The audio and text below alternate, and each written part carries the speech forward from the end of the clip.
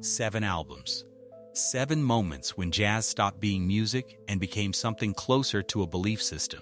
Charles Lloyd did not just listen to these records, he let them dismantle him and put him back together as a different kind of musician. 7. Saxophone Colossus. Before Charles Lloyd ever stepped into a recording studio as a leader, he needed to understand what it meant to carry an entire musical world on a single instrument. Sonny Rollins answered that question on this album with a completeness that no other saxophonist had yet achieved.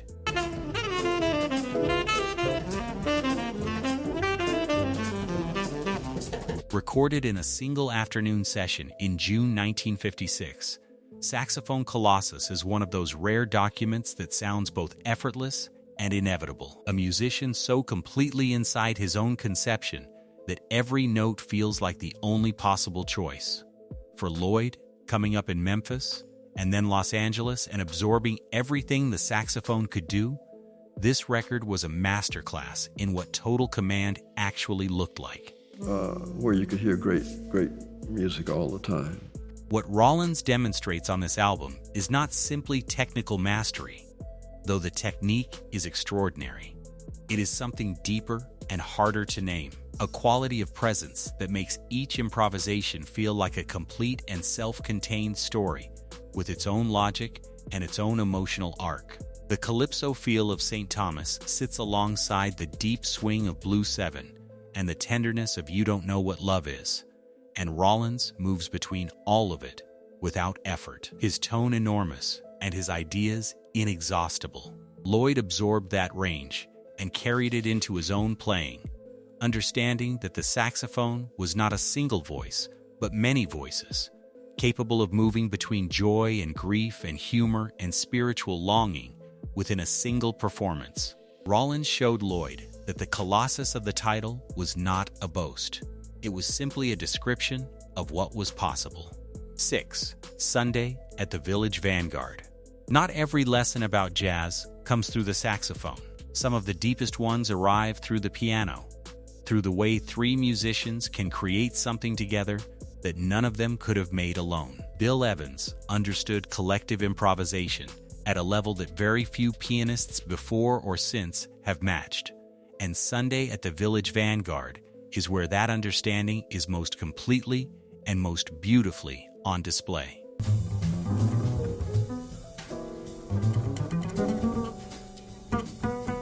For Charles Lloyd, who has spent his entire career building ensembles defined by deep listening and mutual trust, this album is less a record than a model, a demonstration of what it sounds like when musicians stop playing at each other and start playing through each other.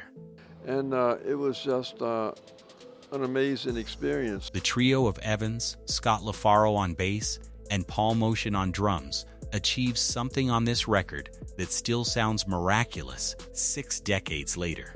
LaFaro does not simply keep time or provide harmonic support. He converses, he responds, he initiates, and Evans meets him at every turn with a sensitivity and an openness that transforms the music into something genuinely collaborative. Lloyd has worked with Scott LaFaro directly in his early California years, and the Evans trio recordings represent the fullest realization of everything that approach to ensemble playing promised. What Lloyd took from this record was the understanding that a great jazz group was not a hierarchy with a soloist at the top, but a democracy of listening where every voice carried equal weight, and the music emerged from the space between the musicians rather than from any single one of them. That conviction has defined every band Lloyd has ever led. 5. Time Out. There is a particular kind of courage in making music that asks something unusual of the listener.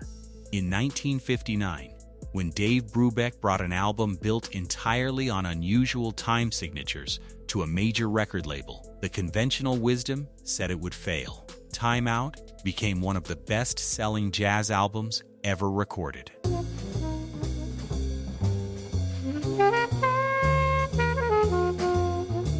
For Charles Lloyd, who has never been content to stay inside the boundaries that any genre draws around itself, this record meant something specific and important.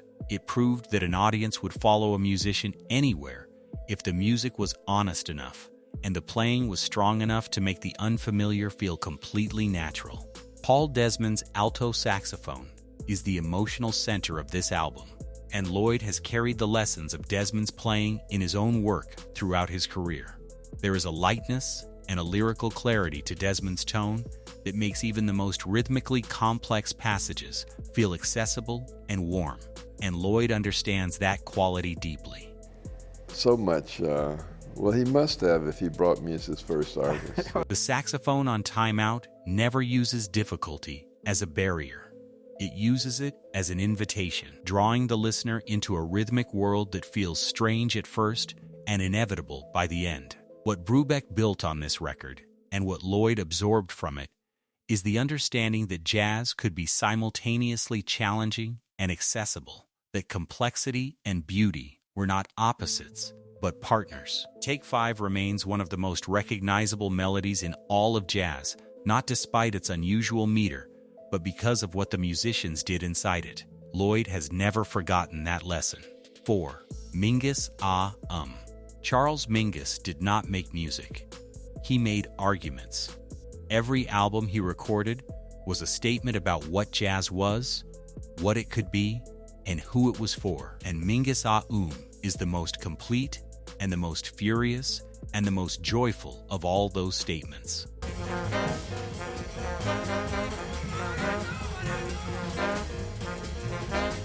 For Charles Lloyd, who grew up in the racially divided Memphis of the 1940s, playing in the bands of B.B. King and Bobby Blue Bland before anyone outside the city knew his name, this album carried a weight that went beyond music. Mingus was saying something on this record about Black American life and Black American art that Lloyd understood in his bones. It was very beautiful. Something about the right to take up space and to make noise, and to demand to be heard on your own terms without apology and without compromise. The music itself is astonishing in its range. Better Get It in Your Soul opens the album like a church service and a riot happening simultaneously. Goodbye Pork Pie Hat is one of the most devastating elegies ever recorded, written for Lester Young, who had died just days before the session. Fables of Phobos addresses racism directly and without softening, naming names and refusing to look away. Lloyd heard in all of this a model for what jazz could carry when a musician was willing to bring their whole self to the music, including the anger and the grief and the love. The record proved that a jazz album could hold all of those things at once without any of them canceling the others out. Mingus showed Lloyd that the bandstand was not an escape from the world. It was a place to confront it, and the saxophone was as valid an instrument of truth as any other tool a person could hold. That understanding never left him. 3. The shape of jazz to come. Some records arrive as disruptions. Others arrive as liberations. For most of the jazz world in 1959, Ornette Coleman's debut on Atlantic felt like both of those things at once, and the argument about which it was has never entirely been settled. For Charles Lloyd, who jammed with Coleman directly in his Los Angeles years before either of them had made their names on a national stage, this album was neither a disruption nor a liberation, but something more personal than either. It was the sound of a friend thinking out loud, following an idea to wherever it led, without asking permission from anyone, and Lloyd recognized in that freedom something he had always felt, but not yet found a way to fully express in his own music. Coleman removes the harmonic scaffolding that bebop had made mandatory, and replaces it with something more open and more dangerous. An approach where the melody is the structure and the emotion is the guide, and the music goes wherever the players collectively decide it needs to go. The result sounds chaotic to some ears and completely logical to others, and Lloyd has always been firmly in the second camp. He heard in Coleman's playing not the absence of rules, but the presence of a deeper and more personal set of principles, ones rooted in feeling rather than theory. That distinction mattered enormously to a young saxophonist still deciding what kind of musician he wanted to become. What Lloyd carried from this record into his own music was the permission it granted. Permission to follow the music wherever it went, to trust the ensemble, to let go of the idea that jazz had to move within any particular set of agreed boundaries. Coleman gave that permission to an entire generation of musicians who were waiting for exactly that signal, and Lloyd accepted it completely and built his entire artistic life around it. 2. A Love Supreme. There are albums that change music and albums that change the people who hear them. A Love Supreme does both.